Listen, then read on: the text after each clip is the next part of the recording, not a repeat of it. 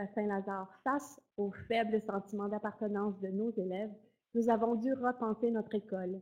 Et depuis, nous avons transformé chaque espace afin d'offrir un milieu de vie stimulant, flexible, confortable, en plus d'avoir adopté des approches innovantes. L'un rendait l'autre possible. Notre thème donné au suivant, inspiré de cette équation, problématique plus talent égale changement, a donné naissance à bien des projets, initiatives d'élèves qui se sont multipliés depuis. On laisse nos traces. L'estime de soi, l'empathie se développent.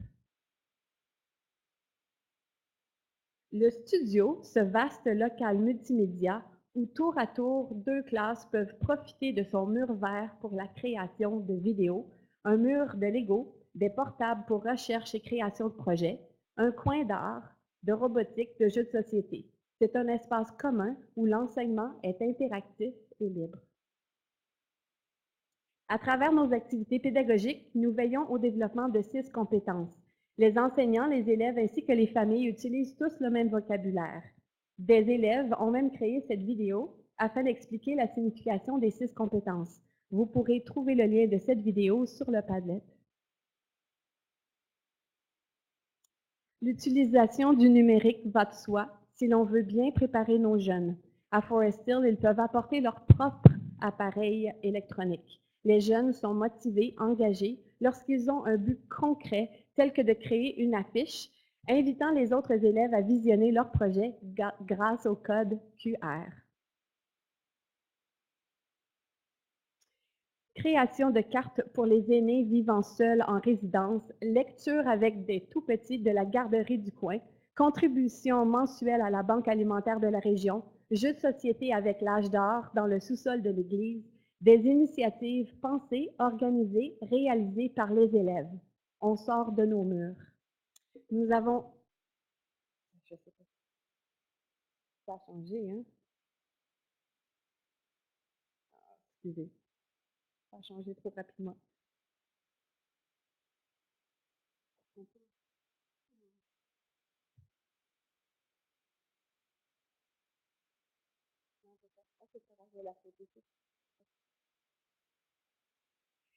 Donnez le temps à l'enfant de découvrir, manipuler, expérimenter afin de vivre pleinement ses apprentissages.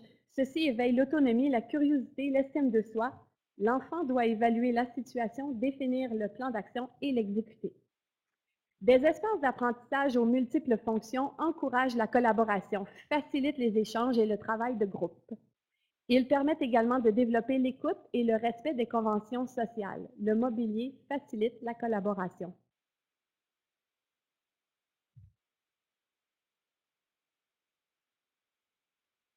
L'apprentissage en profondeur permet de développer chez l'enfant la ténacité, l'engagement, la persévérance. L'école est devenue un lieu bienveillant, permettant à l'enfant de ne plus avoir peur de l'échec, mais plutôt d'y voir une opportunité d'apprendre. On célèbre les erreurs car elles nous permettent d'avancer. L'enfant est un être social qui doit développer ses habiletés à communiquer. Des lieux de rassemblement doivent être créés afin de permettre aux jeunes de se rassembler. Ils y développent des compétences sociales et communicationnelles.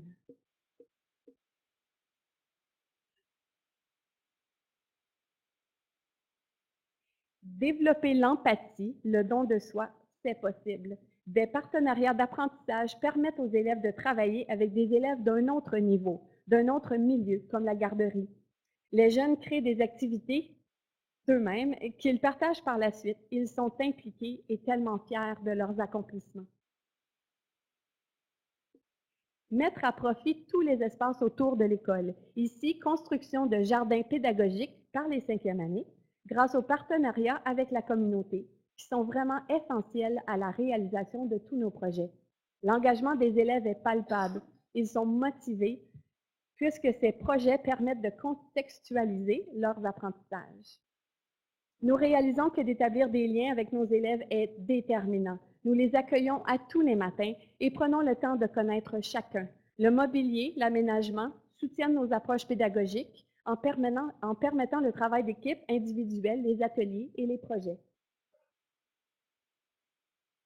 Nous faisons place à l'horaire pour que les enfants puissent également poursuivre leur passion.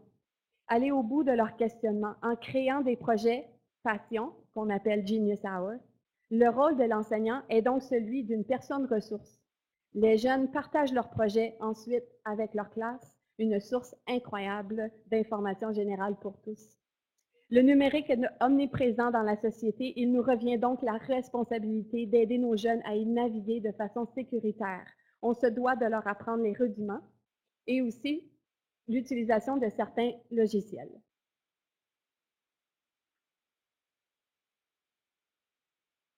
Nous avons mis à profit les corridors, où l'on peut retrouver 10 stations de mouvement afin que les enfants aient accès à des activités physiques d'intensité moyenne qui leur permettent de vider leur trop-plein d'énergie, pour ensuite retourner en salle de classe mieux disposés à poursuivre leur journée. Le Club Énergie est une solution innovante depuis 2014. A donc fait ses preuves. Nous incorporons également le mouvement à l'école et ce n'est pas une perte de temps, c'est vraiment essentiel. Être assis pendant de longues durées sans interruption, ça a des conséquences négatives sur la santé. Les bienfaits du mouvement pour mieux apprendre sont à la base de l'aménagement flexible.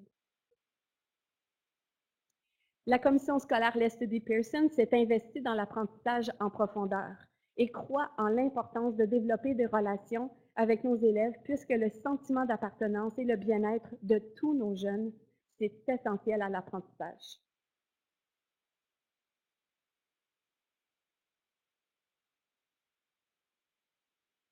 L'aménagement physique a un réel impact sur le bien-être de l'enfant, facilite l'implantation de nouvelles approches pédagogiques.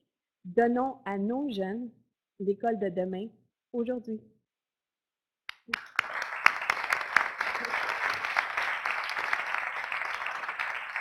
Félicitations, Madame Paquette. Je me suis déjà prêté à l'exercice du Pechakucha et c'est pas évident. Est-ce que vous avez une question? Je vais en prendre qu'une seule parce qu'on est un peu short dans le timing. Je suis là pour la question officielle. Donc, bonjour. Félicitations pour votre présentation. C'était très intéressant. Je me demandais, parce que les images étaient très belles, mais on voyait moins d'activités scolaires, disons, là, comme on les voit habituellement. Est-ce que vous avez complètement transformé toutes les activités? Est-ce que vous avez envisagé un pourcentage de temps où les enfants sont placés dans ce type d'activité-là? Ou ça fait vraiment partie de la routine quotidienne? C'est intégré dans la routine de tous les jours. Oui. Nous avons épuré un peu. On s'est basé au tout début sur UDL, qui est une philosophie où on a épuré nos apprentissages essentiels, puis on combine, étant une école primaire, c'est facile pour nous de aussi combiner des matières. Donc, je peux faire mon français à travers l'histoire et on y gagne du temps et on peut faire plein de projets et plein de belles créations innovantes comme ça. Dans ce cas-là, comment le personnel enseignant, tout le personnel enseignant s'est senti engagé, puis vous n'avez pas vaincu de résistance? Non, pas vraiment. Alors, vraiment, de la façon dont on nous a présenté ceci, c'était très bien fait. On n'a pas eu peur. On y a vu tout de suite qu'on pouvait y gagner. Surtout, nous passons ici au Québec un sondage qui s'appelle Tell Them From Me. Et les résultats étaient vraiment très difficiles quand on voyait le sentiment d'appartenance de l'enfant à son école, c'était tellement bas. On s'est dit on devait faire quelque chose. Donc, on a retroussé les manches, puis on a procédé au changement. Merci beaucoup.